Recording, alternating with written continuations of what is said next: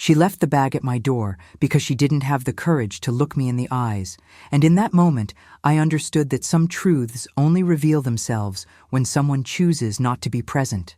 What makes a person replace an encounter with an object, the exchange of words with a silent bag, human confrontation with a quick, impersonal gesture? That bag didn't arrive announcing anything. It came without explanations, without asking permission, without even an attempt at conversation.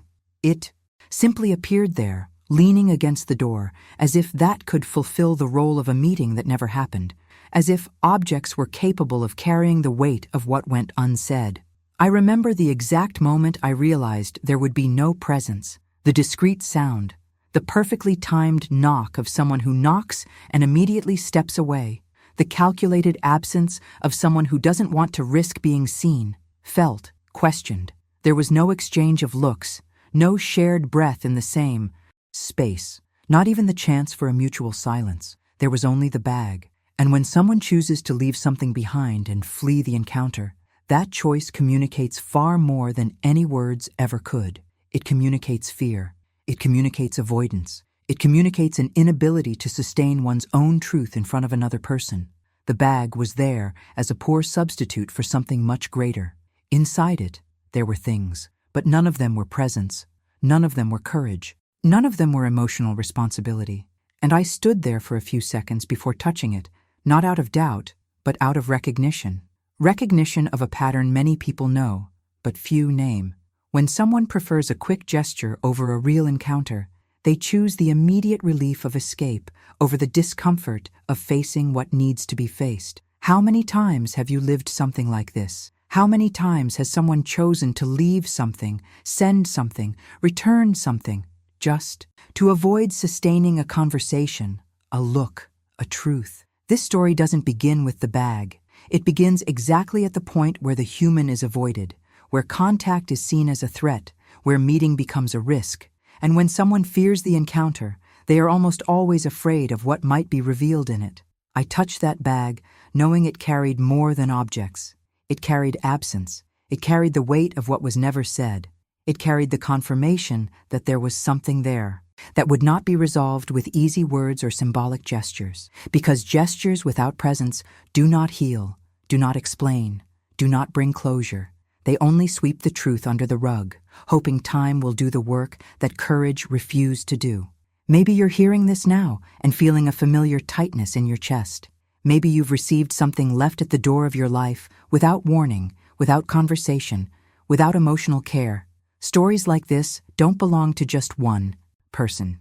They move through relationships, families, bonds that unravel not through loud explosions, but through small, repeated escapes. And that's why, before continuing, write in the comments where you're listening from.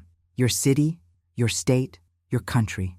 This story is made of many lived experiences, and yours is also part of this invisible fabric that connects so many similar pains. The bag at the door was a silent shock. There was no shouting, no argument, no scene.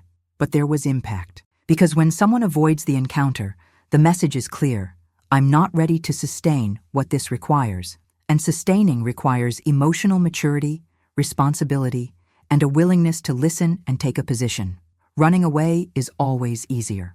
Leaving something behind and walking away is simpler than staying and dealing with the emotional consequences of what needs to be said. What disturbed me most wasn't the contents of the bag, but the way it arrived, the way it was left there, almost. Like someone completing a logistical task rather than honoring a human bond. And that reveals something deep about the kind of relationship being offered at that moment. A relationship without presence, without confrontation, without real exchange. Just the bare minimum to ease one's own conscience and move on without looking back. This kind of gesture is common in emotionally fragile relationships. People who haven't learned how to deal with discomfort tend to outsource the encounter. They use objects, short messages, intermediaries, anything that spares them from facing the impact of their own actions on another person. And the one who receives it stands there, holding not just a bag, but a silent question. Why wasn't it possible to be here for real? The bag became a symbol the moment it was left. A symbol of absence, a symbol of fear, a symbol of the refusal to engage emotionally. And symbols speak loudly to those who are willing to listen. They don't shout, but they echo. They don't accuse, but they reveal. And that object leaning against the door said a great deal about what was happening in that bond, without a single word. If you've ever felt that someone avoided meeting you so they wouldn't have to explain themselves, write the word escape in the comments. Not as an accusation, but as recognition. Recognizing patterns is the first step towards stopping yourself from staying in places where presence never fully arrives, because where there is no presence, there is no real construction. The curiosity that bag awakened wasn't about what was inside it, but about what lacked the courage to come along with it. What wasn't said, what wasn't sustained, what was pushed away in the hope that time would resolve it on its own. But time doesn't resolve what truth refuses to face. It only creates distance, coldness, and hardening. As I looked at that object there, I realized that this story was only beginning, because the bag wasn't the end of anything. It was the beginning of a deeper understanding about avoided encounters, postponed truths, and bonds that transform when someone chooses not to stay. And understanding that requires more than looking at the surface gesture. It requires a willingness to see what it reveals about fear, emotional maturity, and relational responsibility. If this opening has already touched something in you, stay with me. What looks like a simple gesture hides layers that need to be unfolded with care. Because when someone leaves something at the door and runs from the encounter, they are not just avoiding the other person. They are often avoiding themselves. And that is exactly where this story begins to gain depth, revealing what happens when absence tries to take the place of presence and an object tries to replace what only a human encounter can truly sustain. When I finally opened the bag, I understood that what was inside it was almost irrelevant compared to what didn't come with it. There were things, yes, organized objects, carefully separated, chosen to serve a practical function. But there was no courage, there was no staying, there was no simplest and at the same time hardest gesture, remaining. The bag was complete on the outside and completely empty on the inside, because what truly mattered had never been there. And it was in that contrast that something shifted inside me. I realized it wasn't about the contents. It never was. There could have been anything inside, and the impact would have been the same, because the weight wasn't in the objects. It was in the absence of the person who left them. The bag became concrete proof of an emotional evasion that was very old, very familiar to anyone who has lived relationships where the other prefers to avoid discomfort rather than sustain the truth. Avoiding the encounter is a choice, and every choice communicates. As I took each item out, the silence seemed to grow. It wasn't ordinary silence. It was the dense silence that follows. Unexplained gestures. Each object reinforced the same message. Someone was there physically only for the time necessary to not be there emotionally. Someone completed a task to avoid sustaining a bond. Someone preferred to leave something rather than allow themselves to be seen. This happens more often than we'd like to admit. People who give things, but don't give themselves. People who return objects, but don't return presence. People who perform correct gestures so they don't have to deal with the emotional impact of what they feel or no longer feel. The bag wasn't care. It was organized escape. It was the bare minimum required to leave without appearing cruel. If you've lived something like this, write lack of courage in the comments. Because lacking courage isn't yelling, insulting, or attacking. Sometimes lacking courage is doing everything right just to avoid feeling. It's choosing the cleanest exit to avoid the most necessary confrontation. The act of leaving the bag said a lot about the person who brought it. It spoke of fear of contact, fear of looking, fear of being crossed by the other person's reaction. When someone can't sustain a simple encounter, they rarely can sustain difficult truths. And that had nothing to do with me in that moment. It had to do with the emotional limits of someone who chose not to stay. I began to notice how emotional evasion disguises itself as politeness. There was no rudeness, no apparent disregard. There was efficiency. And efficiency without affection is one of the most sophisticated forms of distancing. The person does what needs to be done, but doesn't commit to what it causes. They leave the object and leave all the emotional weight behind with the one who stays. The bag became a mirror a mirror of how many times I've seen people prefer to leave something rather than sustain a conversation. How many times I've witnessed faceless goodbyes, endings without words, separations without explanation. This doesn't happen because people don't know how to speak. It happens because speaking requires emotional accountability, and not everyone is willing to take that on. As I organized what had been left behind, an uncomfortable clarity began to form. That gesture wasn't about caring for me. It was about self-protection, about avoiding what might emerge in a real encounter, and recognizing that changes everything, because it removes the temptation to romanticize someone else's escape as consideration. If you've ever caught yourself trying to find affection in empty gestures, write, "I saw it." Seeing is different from accepting. Seeing is recognizing what's really happening, without emotional makeup. Seeing is stopping the translation of evasion into respect. The bag also revealed something about the time we live in, a time when many people prefer to leave things rather than sustain relationships, a time when logistics replace bonds, when delivering becomes more important than being present. And those who value presence feel this impact deeply because they sense that something essential is being avoided. I understood then that emotional courage isn't about big speeches, but about small acts of staying 5 minutes longer, looking someone in the eyes, sustaining shared silence, saying the minimum necessary so the other person isn't left alone with questions. The bag did exactly the opposite. It solved a practical problem and created an even greater emotional void. If this part of the story is touching you, write "evasion hurts" in the comments, because it does hurt. It hurts when someone prefers to leave before any feeling has to be named.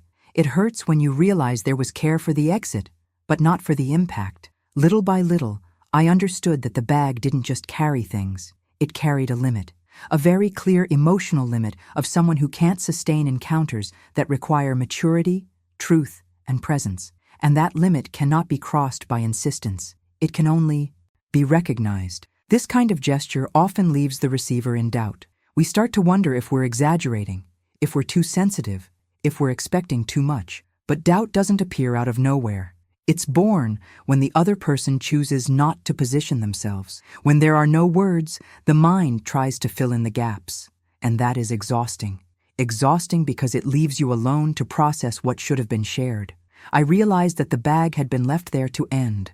Something without going through the discomfort of a real ending. And endings without encounter leave loose ends. They leave questions. They leave a kind of pain that has no clear shape but carries weight. If you've ever received something that looked correct but left you confused inside, write, "It wasn't care." Because care doesn't avoid presence. Care sustains the impact of what is done.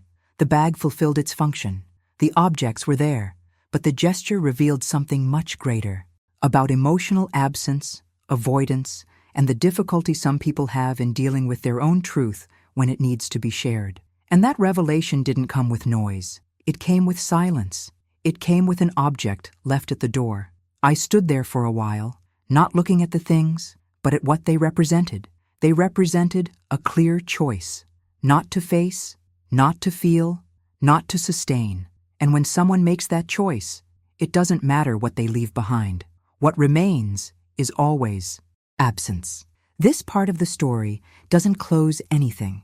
It only deepens it, because understanding that the bag had things but no courage opened space to see broader patterns. It opened space to notice how emotional evasion often disguises itself as a proper gesture. And noticing that is essential to stop expecting presence where there is only escape. If you feel this story speaks to something you've lived, stay with me.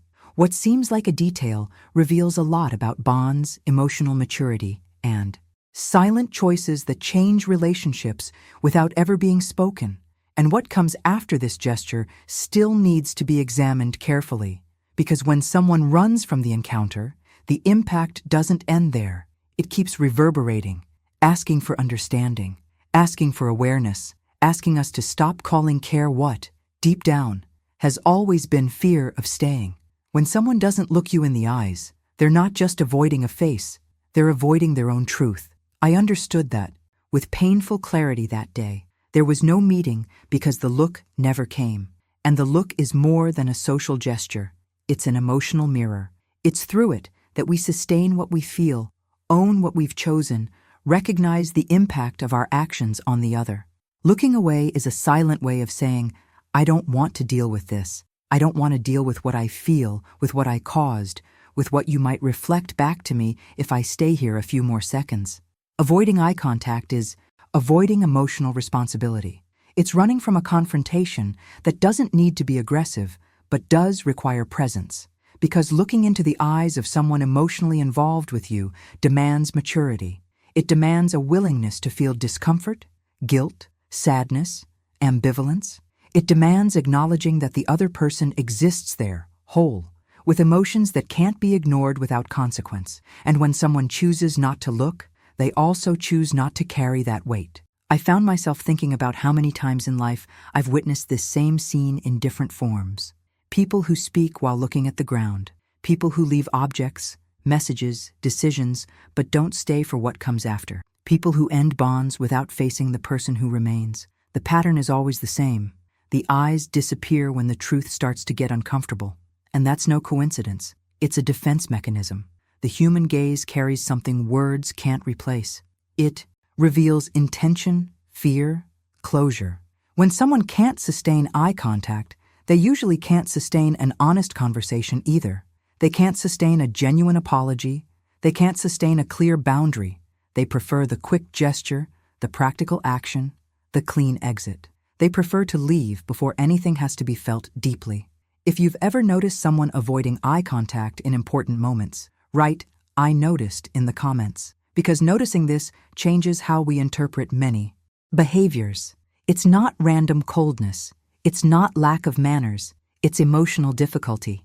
It's an inability to remain whole in the face of the impact of one's own choices. The eyes also reveal when someone has already decided something internally but hasn't had the courage to verbalize it yet. The decision has been made, but there's no courage to sustain its effect on the other. And sustaining requires looking. It requires seeing the reaction. It requires owning the fact that it hurts, frustrates, ends something. Those who don't look try to escape that stage, but escaping doesn't erase reality. It simply transfers all the weight to the one who stayed. I understood that the absence of that gaze said more than any explanation ever could. It said there was no availability for exchange, for conversation, for shared processing. It said that the gesture of the bag was the maximum contact that person could offer at that moment. And that hurts because it reveals very clear limits that can't be crossed with insistence or goodwill. There is a specific pain in not being looked in the eyes. It's the pain of not being recognized in that moment. Not as someone inferior, but as someone who awakens something the other doesn't want to feel. And that pain is confusing because we try to turn it into something simpler, but it's deep. It touches directly on the feeling of emotional invisibility. If you've ever felt invisible at a decisive moment, write invisible hurts. Because it really does hurt. It hurts when you're there, whole, willing to deal with what needs to be said, and the other person chooses emotional absence. It hurts when escape takes the place of encounter. Eye contact marks presence. When it's missing, absence becomes glaring. Even if the person is physically nearby, without eye contact there is no real meeting, no exchange, no confirmation of bond. There are just two bodies occupying different emotional spaces, and that day, I understood there was no meeting because there was no longer shared emotional space. Avoiding eye contact is also a way to maintain control. Those who don't look don't expose themselves. Those who don't look don't have to react to what they see. Those who don't look preserve their own narrative without being confronted by the other's emotion. It's a protection that seems simple, but it comes at a high cost to relationship, because where there is no gaze, there is rarely full truth. I began to remember how many important conversations in my life ended like this, with someone looking elsewhere, at their phone, at the floor, at the clock. Every time the conversation approached something that required positioning, the eyes drifted away. And understanding this pattern brought a painful but necessary clarity. There's no point insisting on dialogue with someone who can't sustain presence. If you've ever tried to talk to someone who wouldn't look at you, write, There was no space. Because there really wasn't. Emotional space closes when the gaze closes, and trying to force that space only leads to repeated hurt. The gaze is a silent commitment. When two people look each other in the eyes, they assume, even for seconds, responsibility for what's happening there. They acknowledge that it's real, that it has impact, that it matters. Avoiding the gaze is avoiding that commitment. I realized that the averted look wasn't personal, but it also wasn't neutral. It was a clear boundary, a signal that the truth would not be sustained at that level. And recognizing that isn't giving up. It's accepting the other person's emotional reality. Many women carry similar stories where the other disappears the moment the bond demands maturity. Stories where truth is avoided because feeling requires courage. If this resonates with you, write "avoided truth" in the comments. Naming it helps stop the romanticization of absence. The absence of eye contact also prevents closure, because without it, there is no confirmation, no validation of pain, no acknowledgement of what was lived. Everything remains suspended, and the one who stays has to process alone what should have been shared. That wears you down, confuses you, makes you emotionally ill. I began to understand that the bag at the door and the avoided gaze were part of the same movement, a movement of escape, a movement of self-protection against discomfort. And while I tried to understand the gesture, the absent gaze had already said everything that needed to be said. If you've ever tried to explain yourself to someone who couldn't look at you, write, "I got tired of insisting." Insisting on someone who avoids eye contact is insisting on someone who avoids themselves, and that never ends well for the one who stays. The gaze also marks dignified goodbyes. When it doesn't happen, the farewell is incomplete. It leaves a poorly healed wound. It leaves a story that doesn't quite close. And maybe that's why it hurts so much, because there wasn't even the courage to look one last time. This part of the story deepens something essential. It's not about objects. It's not about gestures. It's about emotional presence. And presence begins with the gaze. When it's missing, everything that follows carries that absence. I was still trying to understand the impact of this on me, trying to figure out how to move forward without clear answers, without encounters, without eye contact. Because when someone runs from the truth, they leave the other alone with questions that will never be directly answered. And dealing with that requires a very specific kind of inner strength. If this is touching you, stay with me. Because understanding what the gaze reveals and what its absence exposes is fundamental for the next layer of this story. What comes next no longer speaks only about the other person's escape, but about the deep effect that this evasion has on the one who stayed, waiting for a meeting that never happened. When the gesture replaces presence, something essential is lost without making a sound. I began to see this more clearly in that moment, when everything was resolved with a delivery, but nothing was actually faced. There are people who believe that doing something is the same as being there, that delivering solves what conversation would complicate, that leaving something in the right place compensates for the absence of the body, the gaze, the word. But it doesn't. It never has. The brain. Gesture may ease the conscience of the one who leaves, but it almost always deepens the emptiness of the one who stays. There is a profound difference between care and substitution. Care involves presence, emotional risk, a willingness to deal with the other's reaction. Substitution is safe. It allows someone to fulfill a function without getting involved. It allows them to leave untouched, without confrontation, without emotional responsibility. When someone chooses the gesture over presence, they are saying, without words, that they can't sustain the bond at that level. And that has nothing to do with the object delivered. It has everything to do with the conversation avoided. I started to remember how many times in life I've seen this same pattern repeat. People who offer favors instead of dialogue, gifts instead of apologies, deliveries instead of meetings. It's as if the gesture becomes an emotional currency. I do this so I don't have to do that. I leave this so I don't have to stay. I deliver something so I don't have to feel. And the one who receives is left with the heaviest part, having to process alone what was never said. When the gesture becomes a substitute for presence, it loses symbolic value and starts to carry a strange weight. because it doesn't come with relational intention, but with escape. It's not an offering, it's an organized withdrawal, not an approach, but a polite distancing. And that's confusing, because on the outside it looks correct, mature, civilized, but on the inside it's cold, incomplete, evasive. If you've ever felt that someone did everything right without including you emotionally, right, that wasn't it in the comments. Because it wasn't. It wasn't about receiving something. It was about being considered, about having space to exist in that situation, about not being excluded from the emotional process. There are people who learn to deal with conflict by doing. They act, organize, deliver, resolve, but they never learned how to sustain difficult conversations, ambiguous feelings, unpredictable reactions. So they use the gesture as a shield, an efficient, silent, socially acceptable shield. But that shield leaves the person on the other side completely unprotected. I realize that when the gesture is used this way, it doesn't bring closeness. It closes. It places a period without a paragraph, without explanation, without a chance for response.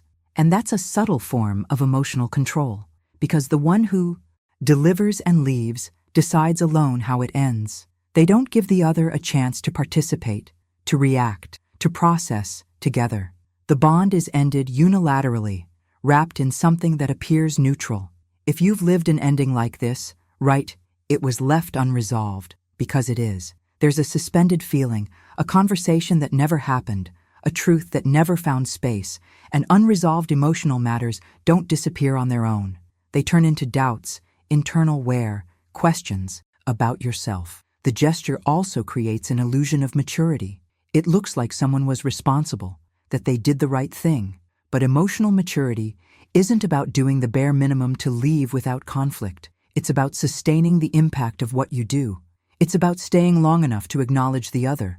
It's about owning the fact that choices have emotional consequences, not just practical ones. When someone replaces presence with a gesture, they are usually protecting themselves from discomfort, from possible tears, from an unexpected question, from an emotion that might slip out of control. And that reveals much more about the emotional state of the one who leaves than about the one who stays.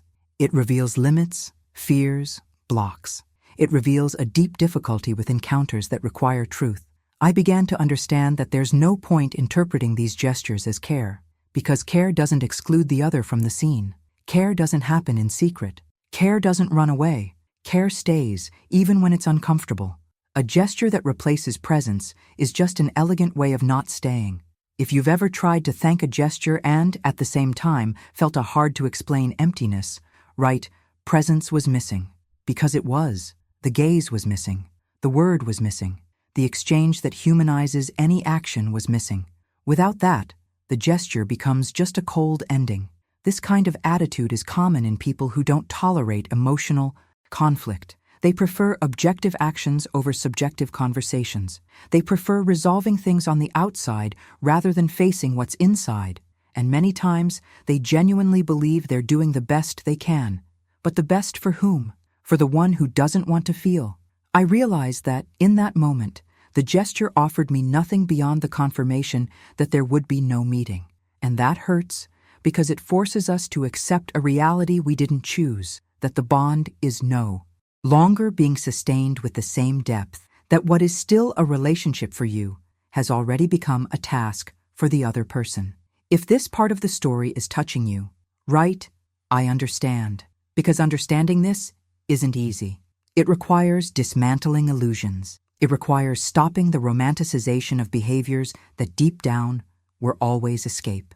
It requires accepting that not every gesture is a bridge. Some are doors closing carefully, so they don't make noise. When a gesture replaces presence, the relationship enters a strange space. It's not a fight. It's not a declared distance. It's not a clear rupture. It's something lukewarm, undefined, hard to name. But the impact is deep, because you feel that something was taken away without warning. And dealing with silent withdrawals demands an emotional strength we're not always ready to access right away. I was left with that uncomfortable feeling that everything had been done except the essential thing, which is to be there, the essential thing, which is to sustain the encounter, the essential thing, which is to stand in one's own truth in front of the other.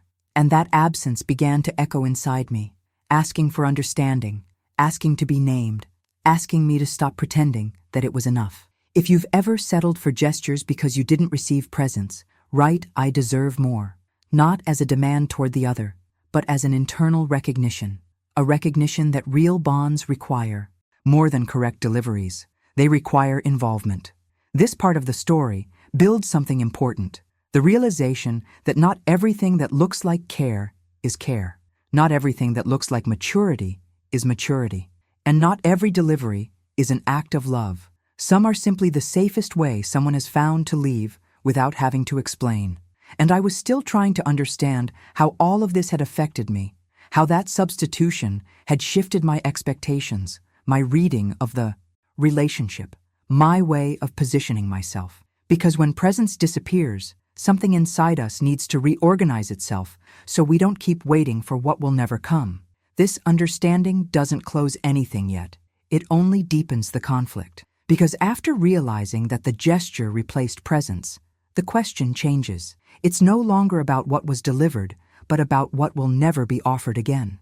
And it's from this point that the story begins to touch something even more sensitive, something that involves direct impact, silent pain, and the need to face what this absence stirred inside me, layer by layer with no shortcuts. Fear of the encounter is almost always fear of feeling, and I began to understand that not as an accusation, but as a revelation. It wasn't hurry, it wasn't lack of time, it wasn't distraction, it was fear. Fear of what might emerge if there were real exchange, fear of hearing something that couldn't be ignored, fear of being seen in a way that dismantles defenses, fear of having to take emotional responsibility for something that was no longer being sustained with truth. And when that realization lands, the pain shifts. It stops being direct rejection and becomes a bitter understanding. Because those who run from the encounter are not running from the other person. They're running from themselves. They're running from what they feel, from what they don't know how to process, from what they don't want to admit. An encounter requires full presence. It requires a willingness to deal with reactions that can't be controlled. It requires courage to sustain emotions that don't fit into quick gestures. And not everyone is prepared for that. Some people prefer the safety of distance. They prefer to resolve everything without exposing themselves. They prefer to leave something at the door and walk away before the mirror forms. I began to see that the gesture had been calculated to avoid exactly that. The look, the pause, the heavy silence, the truth that could slip out unplanned. Because when two people truly meet, something always happens. Even if there's no argument, even if there are no harsh words, there is impact, there is recognition, there is something that can't be undone afterward. And those who avoid the encounter avoid that irreversibility. If you've ever felt that someone avoided meeting you so they wouldn't have to deal with what they feel, write "it was fear" in the comments. Not as judgment, but as emotional reading. Because understanding this changes how you position yourself. You stop thinking it was nothing. You stop thinking you overreacted. You stop thinking you didn't deserve presence. And you begin to understand that the other person simply couldn't. Fear of feeling shows up in subtle ways. It disguises itself as excessive politeness, impeccable organization, overly correct behavior. Everything very clean, very fast, very distant. Because feeling disrupts, feeling removes. Control. Feeling exposes vulnerability. And some people have built their entire lives avoiding that place, not out of coldness, but out of emotional incapacity, out of not knowing how to deal with what emerges when escape is no longer possible. I realized that the encounter would have required from her something she might not have been willing to offer: emotional honesty. Not the harsh, confrontational kind, but the simple honesty of being there, fully, sustaining whatever might arise. That isn't easy. It requires maturity. It requires accepting that not everything can be resolved quickly. It requires staying in discomfort long enough for something real to happen. When someone avoids the encounter, they also avoid the chance to reframe. They avoid the possibility of processing together. They even avoid a more human ending, because ending while looking into someone's eyes is different. It hurts more at first, but it heals better later. Ending by running away leaves fragments, leaves Doubts leaves open interpretations, leaves the one who stays trying to understand what really happened. If you've ever had to piece together answers on your own because the other person didn't have the courage to be present, right, I was left with fragments. Emotional fragments are heavy. They occupy mental space, drain energy, create internal narratives that aren't always fair to you. And that happens because someone chose not to feel in that moment, transferring the weight to the one who stayed. Fear of the encounter also reveals a complicated relationship with emotional responsibility, because standing in front of the other means recognizing the impact of your choices. It means hearing how that affected someone. It means admitting that it wasn't neutral, that it wasn't simple, that there were consequences. And some people prefer to avoid that mirror. They prefer to keep the image of having done the right thing without having to look at the real effect of what they did. I began to feel less anger and more clarity. It wasn't immediate, but it slowly formed, because understanding that the other person didn't have the courage to feel doesn't erase the pain, but it lifts the weight of self-criticism. You stop asking what was missing in you and start seeing the other person's limits. And that is liberating, even if it's sad. If this part of the story is making sense to you, right, it wasn't about me. That phrase helps reposition old wounds. It helps interrupt the habit of blaming yourself for behaviors born from someone else's fear. Because when someone avoids the encounter, they're not saying you weren't worth it. They're saying they can't handle what the encounter would awaken. Fear of feeling also explains the rush, the quick drop-off and disappearance, the absence of pause. Because pause is dangerous for those who run. Pause allows emotions to surface, allows the body to react, allows truth to seep in. And those who live running learn not to stop. They learn to resolve everything in motion, so they don't have to look inward. I realized that non-encounter had said a lot, more than any rehearsed conversation ever could. It revealed a clear emotional limit, and limits, when not verbalized, show up in behavior. Escape was the behavior, and understanding that became an internal turning point, because it forced me to accept that there was no space there for the kind of bond I was still holding. If you've ever noticed that you tried to deepen something with someone who always slipped away, right, they couldn't sustain it. Sustaining a bond requires ongoing emotional presence, not just isolated actions. It requires crossing discomfort. It requires staying when you want to leave. And not everyone is willing to do that. This understanding brought empathy, but it also brought boundaries. Empathy without boundaries turns into self-abandonment. And I was already tired of abandoning myself in an effort to understand too much someone who couldn't feel. Understanding the other's fear doesn't mean accepting every form of absence. It means knowing how far you can go without hurting yourself. Fear of feeling creates asymmetric relationships. One feels too much, the other protects themselves too much. One wants to talk, the other delivers objects. One seeks presence, the other offers organized distance. And that imbalance can't last long without causing deep wear. Someone always ends up carrying more than they should. I began to see that it wasn't fair to myself to keep waiting for encounters from someone who clearly couldn't be there. Not out of malice, but out of limitation. And respecting limits is also love, including self-love. Because insisting where fear is constant is repeatedly placing yourself in a position of silent rejection. If you've ever felt like you were insisting on someone emotionally unavailable, write enough. Not as an immediate rupture, but as awareness. Awareness that you deserve real exchanges, not just substitute gestures. Awareness that presence isn't begged for. It happens when there's availability on both sides. This part of the story marks an emotional peak because it shifts the axis of pain. The pain stops being, "Why did she do this to me?" and becomes, "What do I do with what this reveals?" And that question doesn't ask for a quick answer. It asks for maturity, time, observation. It asks you to look at the pattern, not the isolated episode. I was still processing all of this, still digesting the understanding that fear of feeling had shaped that gesture. And as that truth settled, something began to move inside me, because understanding the other's fear also forced me to look at my own expectations, at what I was still hoping for from someone who had already shown, without words, how far they could go. And it was exactly at that point, when fear of the encounter became clear, that I began to realize the bag, the gesture, and the escape weren't just about that moment. They were about an entire dynamic, a way of dealing with bonds, a repeated choice to avoid depth. And that realization opened space for an even broader reflection, one that wasn't only about her, but about how I needed to learn to position myself with people who are afraid to feel, so I wouldn't keep paying the price of that escape alone. When the other person runs, something inside us is forced to stop, not because it wants to, but because there's nowhere left to chase. Absence creates a void that can't be filled with external explanations, substitute gestures, or attempts at understanding that never return. And it's in that void that the encounter happens, not with the other, but with myself. An uncomfortable, silent, inevitable encounter. Because when there are no more answers outside, everything begins to echo inside.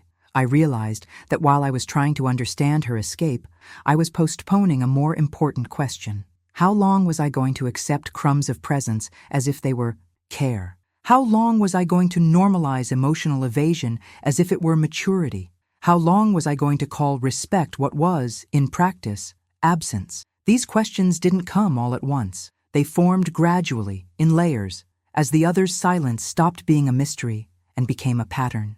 The other's escape forces us to look at our own limits because there's no longer distraction. No conversation to interpret, no gesture to decode, no implicit promise to sustain hope. There is only the raw fact. Someone chose not to be there. And when someone chooses not to be there, you have to choose what to do with that. Keep offering yourself or begin to pull back. Keep waiting or start listening to yourself. Keep adapting or start respecting yourself. That encounter with myself wasn't beautiful at first. It was uncomfortable. It meant admitting I was tired. Tired of justifying absences, tired of understanding too much someone who never explained themselves, tired of sustaining bonds alone, while the other hid behind distance, recognizing that exhaustion was painful because it dismantled the narrative that I was being strong, patient, mature. Sometimes I was just erasing myself so I wouldn't lose something that was already gone. If you've ever felt tired of always being the one who tries, write, "I'm tired of trying," in the comments. That phrase isn't defeat, it's lucidity, because no one can indefinitely occupy the role of feeling for two. And admitting that doesn't diminish the love you had. It simply shows that you've started including yourself in the equation. When the other runs, we begin to see how much we were negotiating with ourselves, negotiating silences that hurt, negotiating cold gestures accepted as enough, negotiating our own intuition to maintain the illusion of a bond. And this kind of negotiation comes at a high cost because it slowly erodes self-esteem, almost without you noticing. You begin to doubt what you feel, what you perceive, what you deserve. The encounter with myself also brought clarity about patterns. It wasn't the first time I tried to reach someone unavailable. It wasn't the first time I confused emotional difficulty with depth. It wasn't the first time I insisted where there was resistance. And seeing that was uncomfortable because it removed the focus from the other and placed on me a responsibility I had been avoiding, the responsibility to choose differently. If this part of the story is resonating with you, write "I saw myself," because seeing yourself is the beginning of any real change. As long as we only point outward, repetition continues. When we begin to look inward, something starts to reorganize. The other's absence also reveals how much we were waiting for external validation to confirm our own worth, waiting for the other to stay, to look, to explain, to take responsibility. And when that doesn't happen, it becomes clear how much our sense of value was conditioned on someone else's presence. That recognition hurts, but it frees, because it opens space to build value that doesn't depend on anyone staying. I began to ask myself what I could no longer accept, not as rigid rules, but as care. No longer accepting evasion disguised as kindness. No longer accepting silence as the default response. No longer accepting gestures that replace presence. No longer accepting relationships where I had to shrink my needs to fit. These boundaries didn't appear as a ready-made speech. They emerged as an internal necessity to stop hurting myself. If you've realized you need to redefine boundaries to remain whole, write "my boundary." Boundary isn't a wall. Boundary is direction. It's the point from which you begin to protect yourself without closing off to the world. It's what prevents empathy from turning into self-abandonment. When the other runs, we also meet our own loneliness, a different kind of loneliness than being physically alone. It's the loneliness of realizing that even when accompanied, you were emotionally alone. And that realization is hard because it dismantles the fantasy that there was exchange when in reality there was effort on only one side. But it's exactly this pain that opens space for more honest choices. That encounter with myself made me slow down. It made me stop reacting automatically. It made me observe more. Observe how I felt after each interaction. Observe whether I left more confused or more at ease. Observe whether I had to explain myself too much or if there was space to just be. These simple observations began to guide my decisions more clearly than any rational attempt to understand the other's behavior. If you've started paying attention to how you feel, not just to what the other does, write, "I'm observing." Observing is an act of care. It's stepping out of emotional survival mode and into awareness. Emotional maturity doesn't come when everything works out. It comes when something fails and you have to reorganize. Internally, it comes when expectations fall. It comes when reality asserts itself. It comes when you understand that you can't force presence, can't beg for connection, can't convince someone to feel. All of that has to be offered freely. And when it isn't, the only thing left is choosing what you do with that absence. I began to understand that the other's escape was a clear limit. A limit that didn't need to be explained in words because it was already being shown in actions. And respecting that limit didn't mean agreeing with it, but accepting it as reality. Because insisting against reality only prolongs suffering. That encounter with myself didn't end the pain, but it changed its direction. The pain stopped pointing outward and began to transform into internal care, into more honest questions, into more conscious choices, into necessary pauses, because when the other runs, life, in some way, calls us inward, not to blame ourselves, but to realign. If you've ever felt that something pushed you into reconnecting with yourself, write, "I came back to myself." Coming back to yourself is a process. It doesn't happen all at once. It's made of small internal movements, silent decisions, adjustments no one sees, but that change everything. I was still in that process, still understanding what needed to be left behind, what needed to be reframed, what needed protection. Because finding yourself doesn't mean having all the answers. It means stopping the escape from the right questions. And it was exactly at that point, when the focus was no longer on the other's absence, but on my presence with myself, that another layer of this story began to reveal itself, pointing to something even deeper about courage, truth, and how some people choose to avoid encounters not only with others, but with what they feel. Some people can only love from a distance, and understanding that completely changes how we interpret certain absences. It took me time to realize it wasn't a lack of feeling, but an inability to sustain closeness. There are bonds that work as long as they remain safe, controlled, shallow enough not to require real surrender. They work as long as they don't demand constant presence, as long as they don't require difficult conversations, as long as they don't confront internal truths the person can't yet face. And when the relationship begins to ask for more depth, more truth, more involvement, these people pull back. Not because they feel nothing, but because feeling too much disorganizes them. Loving from a distance is comfortable. It allows idealization without responsibility. It allows saying you care without having to be there. It allows keeping the other in a symbolic place, but out of real reach. And for the one receiving this kind of love, the confusion is enormous, because there are signs, there are isolated gestures, there are shared memories, but there is no consistency, no sustenance, no presence when it truly matters. And that creates a silent kind of pain, because you sense that something exists, but never enough to become a solid bond. I began to see that some people can only love when the other doesn't demand much, when they don't ask for deep listening, when they don't require emotional positioning, when they don't threaten to dismantle old defenses. They love as long as they can maintain control, as long as they can choose when to appear and when to disappear, as long as they can define the safe distance where feeling doesn't fully cross them. And the moment the bond begins to ask for real reciprocity, they step back to protect themselves. If you've ever felt close and distant at the same time with someone, write distant love in the comments. Because that's exactly it. Not total absence, but not full presence either. A middle ground that exhausts, wears down, confuses. A type of relationship where you never quite know where you stand, because the emotional ground shifts as closeness increases. Loving from a distance is also a way of avoiding emotional responsibility.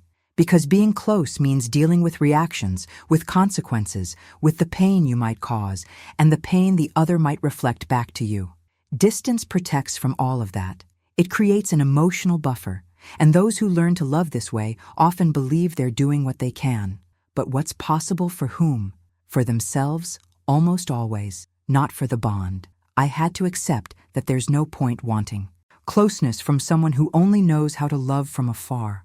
There's no point expecting depth from someone who gets scared when the conversation touches real feelings. There's no point asking for presence from someone who can only offer intermittent absence. This acceptance hurts because it dismantles the hope that, with time or patience, the person will change. But it also frees you because it gives you back the possibility of stopping the wait. If you've ever waited for someone to come closer, and it never happened, write, "I waited too long."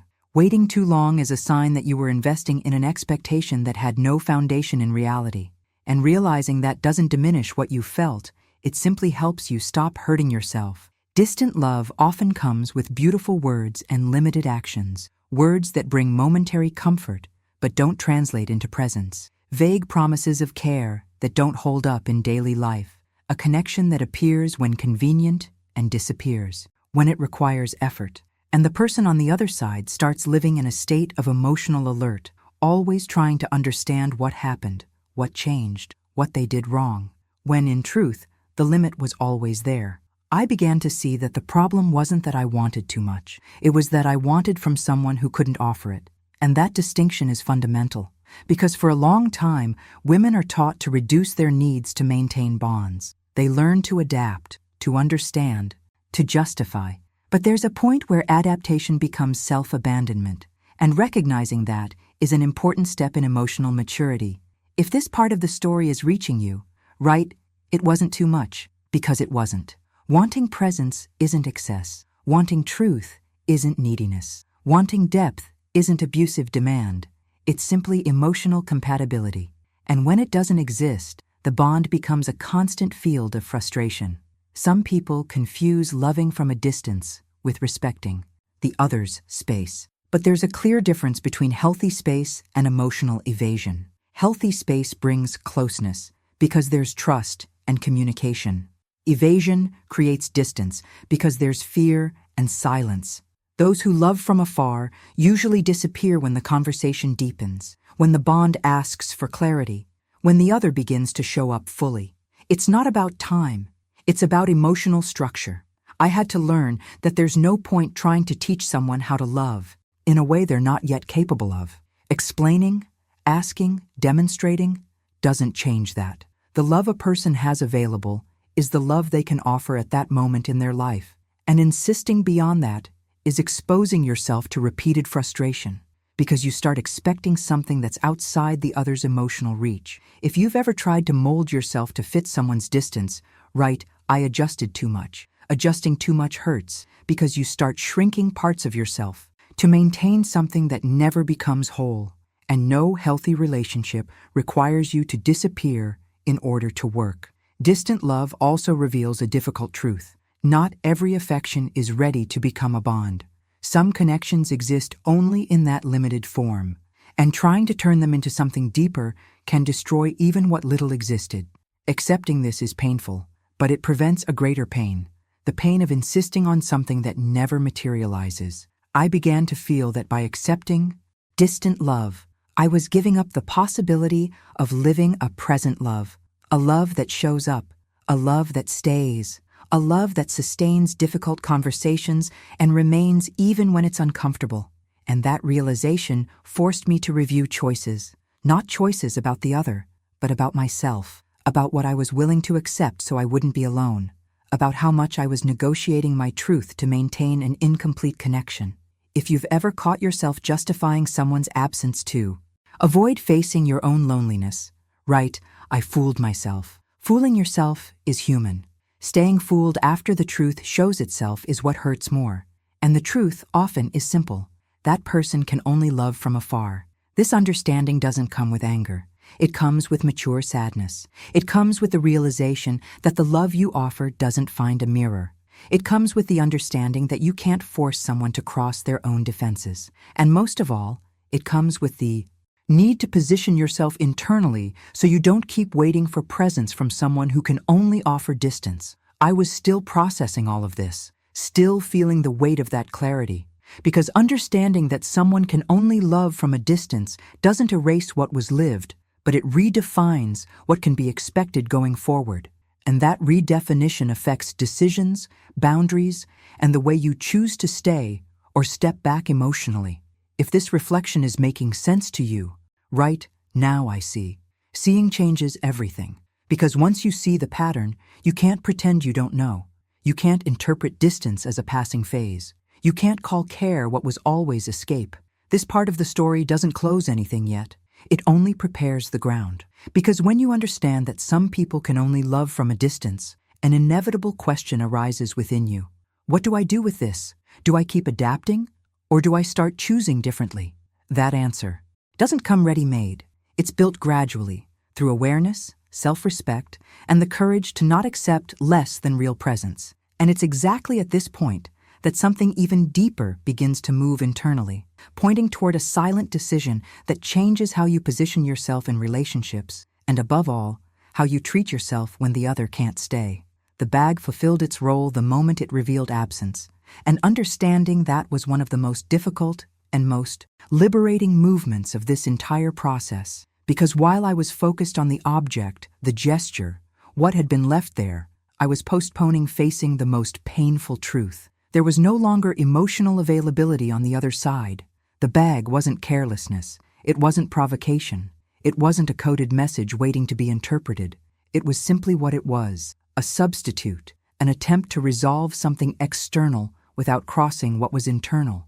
And when I accepted that, something inside me began to reorganize silently. I understood that the problem had never been the contents of the bag. It didn't matter what was inside, because none of it was presence, none of it was bond, none of it sustained a relationship. The bag only confirmed what behavior had been saying for a long time. There was no emotional courage for the encounter, no openness for dialogue, no willingness to sustain the discomfort that truth demands. And accepting that felt like removing a weight from my chest, not because it stopped hurting, but because it stopped confusing. For a long time, I tried to find hidden meanings in that gesture. I tried to understand if it was care, if it was respect, if it was just a difficult moment. This constant attempt to interpret is common when hope still exists. Hope makes us read signals where there are only limits. It makes us insist on narratives that keep us attached to something that no longer holds. And the bag, that day, ended that possibility. It left no room for doubt. It showed without words that there was no intention to be present, only to deliver. If you've ever received something that, instead of bringing closeness, pushed you further away, write, "It became clear" in the comments. Clarity hurts, but it frees. Because the pain of clarity is honest, while the pain of confusion is endless. When you don't know where you stand, you hurt every day. When you understand the limit, you can finally stop.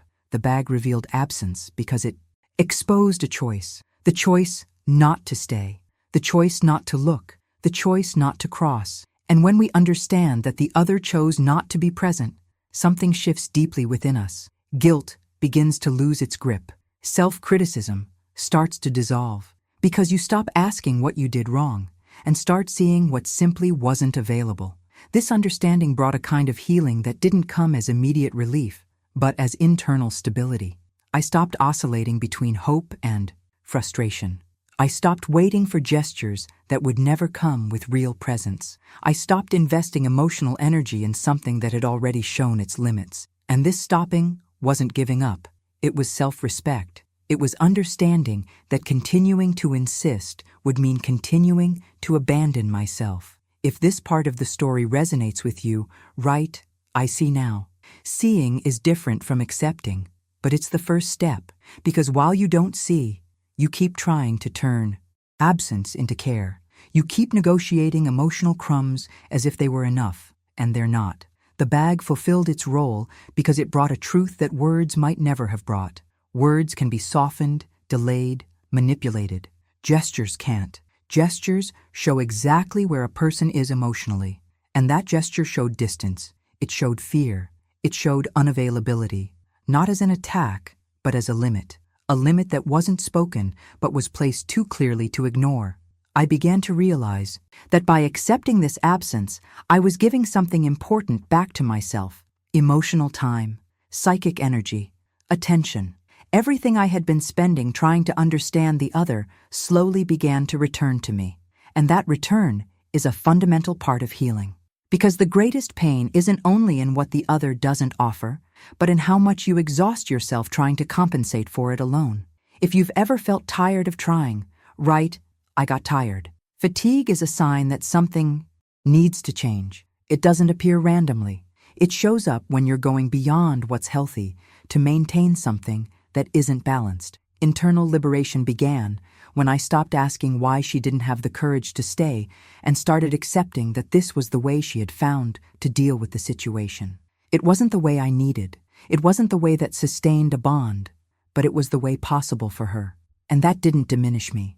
It simply defined the reach of the relationship. Understanding this didn't harden me. On the contrary, it made me more honest with myself. It allowed me to feel sadness without guilt, frustration without shame, disappointment without self-blame. Because when you understand there was no emotional availability, you stop personalizing the distance. You understand it wasn't a lack of value, it was a lack of capacity. If you've carried for a long time the feeling of not being enough, write, "It wasn't about me." That sentence is a rescue. It doesn't erase the pain, but it places responsibility where it belongs. Because not every absence is rejection. Some are simply the inability to be present. The bag revealed absence and, with that, gave me permission to stop. Stop insisting. Stop waiting. Stop justifying. And stopping is an act of courage when you've been taught to always try a little more. When you've learned that love is persistence, even when it hurts. But there's a point where persistence stops being love and becomes self-abandonment. I began to feel like I could breathe again. Not because everything was resolved, but because I was no longer fighting reality.